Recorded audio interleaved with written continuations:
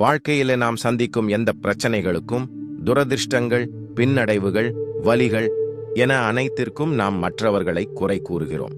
நட்சத்திரங்கள் முதல் வாழ்க்கை துணை வரை, சக ஊழியர்கள் முதல் உடன் பிறந்தவர்கள் வரை, பெற்றோர் முதல் குழந்தைகள் வரை என இவை மாறுபடுகின்றன. அதுவே முடிவல்ல.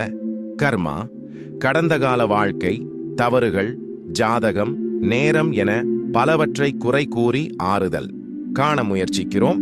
எனது வாட்ஸ்அப் ஒளிபரப்பு வாசகர்களிடமிருந்து கிடைக்கும் பெரும்பாலான செய்திகள் ஒரே விஷயத்திற்கு சுருக்கப்படுகின்றன. எனக்கு நபர் அல்லது பொருளின் மீது பழி சுமத்தப்படுவதால் துன்பமும் வலியும் ஏற்படுகிறது. அதை எப்படி சமாளிப்பது? நம் வாழ்வில் பல விரும்பத்தகாத சம்பவங்களை தடுக்கும் 3 தங்கச் சொற்றொடர்களை நம் முன்னோர்கள் வேதங்கள் மற்றும் இலக்கியங்கள் மூலம் நமக்கு கொடுத்துள்ளனர். தயவு செய்து அதை உங்கள் நலனுக்காக சரிபார்க்கவும். 1. சரீரமாத்தியம் கழு தர்மசாதனம். நமது சரீரம் உடல் பிளஸ் மனம் பிளஸ் அமைப்பில் உள்ள வேதியியல் செயல்முறை. நமது சுயத்தின் கோயில். எனவே மிகுந்த மரியாதையுடன் நடத்தப்பட வேண்டும். நமது தர்மத்தை, கடமை, பொறுப்பு, சலுகை, உரிமை நிறைவேற்ற முதலில் உடலிலிருந்து தொடங்க வேண்டும். மனித உடல் ட்ரில்லியன் கணக்கான செல்களால் ஆனது. மனித உடலில் உள்ள 200 வகையான செல்களில் ஒவ்வொன்றும் வெவ்வேறு எடை மற்றும் அளவை கொண்டுள்ளன. செல்கள் உயிரினங்கள். அந்த ட்ரில்லியன் கணக்கான உயிரினங்களின் பொறுப்பை இருப்பு நமக்கு ஒப்படைத்துள்ளது. எனவே நமது முதல் பொறுப்பு நமது சரீரத்தை நோக்கி இருக்க வேண்டும். அதனால்தான் மூதாதையர்கள் உடலையும் மனதையும் எவ்வாறு பராமரிப்பது என்பதை விவரிக்கும் ஆயிரக்கணக்கான வேதங்களை வழங்கியுள்ளனர். நீங்கள் உடலையும் மனதையும் கவனித்துக் கொண்டீர்களா?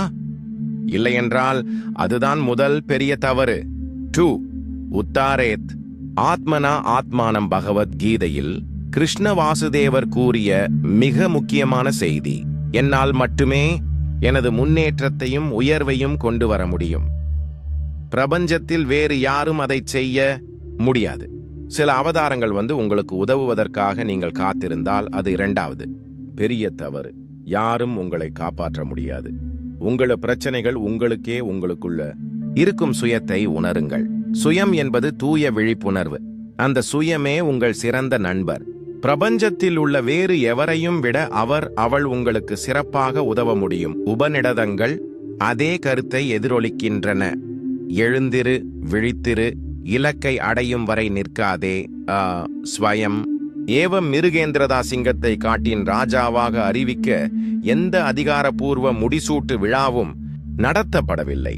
அது தனது சொந்த குணாதிசயங்கள், வீர செயல்கள், பலம் மற்றும் தியாகங்களால் ராஜாவாகிறது. அதேபோல் நம் வாழ்க்கையில் யாருடைய ஒப்புதல் தேவையில்லை.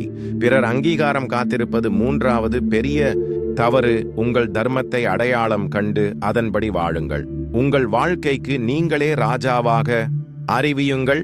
சொர்க்கமும் நரகமும் வேறு எங்கும் இல்லை. இங்கே இப்போதே உங்கள் வாழ்க்கையில்தான். தர்மோ ரக்ஷதி ரக்ஷித். தர்மத்தை பாதுகாப்பவர்கள் தர்மத்தால் பாதுகாக்கப்படுகிறார்கள்.